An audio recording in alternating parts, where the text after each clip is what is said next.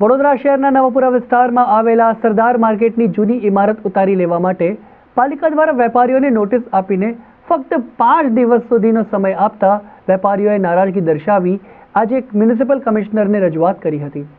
હરની lake zone ખાતે બનેલી દુર્ઘટના બાદ પાલિકાના અધિકારીઓને પોતાની જવાબદારીનું ભાન થયું હોય તેમ લારી ગલ્લાઓ, રાત્રિ બજાર અને પાલિકા હસ્તક જૂની ઇમારતો સામે કાર્યવાહી કરવામાં આવી રહી છે. જ્યાં શનિવારે પાલિકાના વહીવટી વિભાગ દ્વારા નવાપુરા કેવડાબાગ પાસે આવેલા સરદાર માર્કેટની ઇમારતને ઉતારી દેવા માટે નોટિસ ફટકારી હતી. જે બાદ વેપારીઓમાં નારાજગી જોવા મળી છે.